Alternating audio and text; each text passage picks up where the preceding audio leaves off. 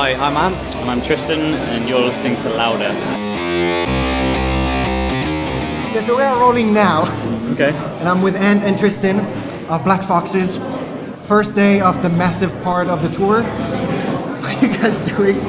We're doing good, man. We're a bit tired, but yeah, we're good. Okay, and we talked a few seconds before I started recording about dealing with anxiety and depression. And you guys said that it's apparently not just restricted to artists. Is it something that you two deal with?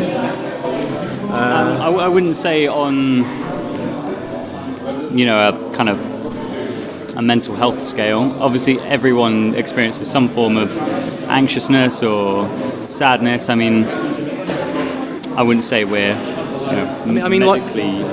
No, we're not. It doesn't it doesn't affect us in the way it might someone else. I mean, in life, there's always ups and downs with everybody. It doesn't matter if you're happy-go-lucky or you're a depressive. For argument's sake, you're going to be up and down. And yeah, of course we have ups and downs, but it's relatively okay. Yeah. The debut album is titled I'm Not Well. Does it open up a discussion with every single band you tour with? How do you mean? Everybody knows, I think you had so many interviews about the fact that Mark is dealing with anxiety and depression and Crohn's disease as well. Yeah. So when everybody knows about it, is that the thing that people jump to talk about? No, I think it's one of those things. Obviously, you don't meet someone for the first time and go, "Oh, hi, how are you? How's your Crohn's?" Like, it's obviously if people are aware, they're going to be sensitive about it. It's more the subject matter for interviews like this.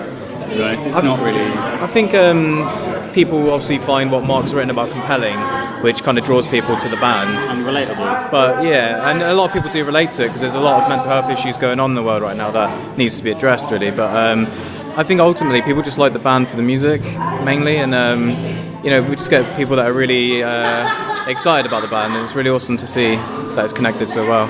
Okay, and how do you guys deal with it? I mean, the last time you went on tour, the tour got canceled halfway through because Mark had issues, I think it was with the Crohn's, right? It's all sorts. Yeah. It all kind of everything affects everything else. So we're just there to support that. Like, it's all we can do. We can be as supportive and as helpful as possible. And we roll with the punches. And we're always there for him. So. And you mentioned before we started recording that you try and kind of keep it lighthearted, kind of enjoy the pain, enjoy the sadness. Because as we said, you sign up most posts on Facebook with "Let's get sad." So do you keep it lighthearted when you go off stage? When you keep it private? Yeah, I think regardless of what Mark's dealing with and what he's written about, we are happy-go-lucky guys. We generally have a laugh and we're pretty happy for the best part. So, when we sign things off saying "Let's get sad," it's just to kind of play on things, just to kind of say we're not alone, we're all together, and let's just be together as one. And I think somebody mentioned that you're already thinking about the second album. So with things changing for the better, does it mean that the second album is going to be about My Little Pony and Care Bears, just happy stuff? No, it'll be about whatever it's about at the time. We're Mark would say himself, he never set out to write lyrics about being sad. It's just that feeling, that moment in that time period, and it just happened. So whatever we write about next will be something that's happening in that kind of period in time, It's not... Okay, so between that, and I know you guys are into heavier music, what should we expect from the next album? Is it still going to be dark? We actually don't know ourselves. Mark's written a few pieces. I think the interest of a couple of little ideas we want to bring to the table when we get writing, but we haven't actually written anything yet. So we'll see. But we're definitely not going to write another I'm Not Well. So I think it'll be different. Is it going to be I'm okay-ish? Well, we'll have to see, won't we? Time will tell. And I know that just before the album got released, you released an EP called Pines, and then it kind of disappeared from everywhere you had it streaming because you said you want to start with something fresh. And then 3 of the 5 tracks made it to the album. So that's just a label thing, really.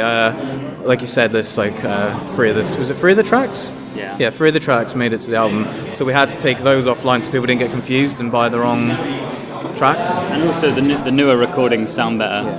But we are going to re-release the EP at some point. We don't know what format, we don't know when, we don't know how, but we are going to put it back out there because we've had a few requests, so it is going to come. So I don't want to talk about being anxious and depressed and sad. What are the happy spots in your life? Love, relationships, music. Mark's in a pretty serious relationship with his dog. Yeah, he loves animals and nature. Legit. He's not legitimately in a relationship with his. Okay. He likes animals. Yeah, I mean, I don't know. I enjoy beer. Beer is delicious. It makes me happy, but not too much because it makes you sad. Yeah, in moderation. Let's put What that. makes you happy, Tristan? Chocolate? Just being alive. I've not seen you yet live, but I've seen some clips of you performing and it looks really dark and you kind of get into the music. So do you have like two faces, one on stage and then one off stage? How do you get into that on stage persona?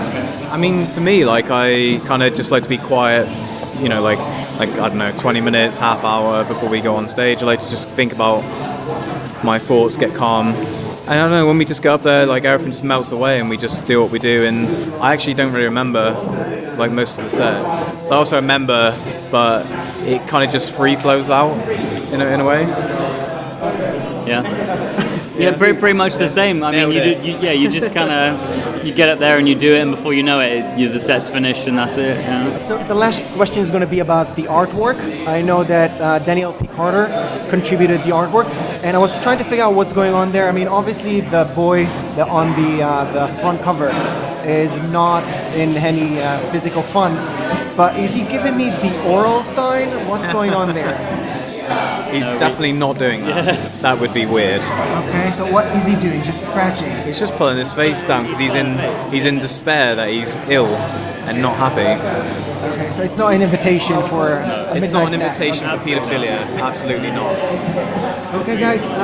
Before we sign off, do you have anything else to say to fans and listeners? Thank you. Thanks for buying the album, hopefully. Okay, and Thumbs up. expecting more tours in the future. See you in 2017. Come see us at a show. Okay, guys. Thank you very much. Thank you.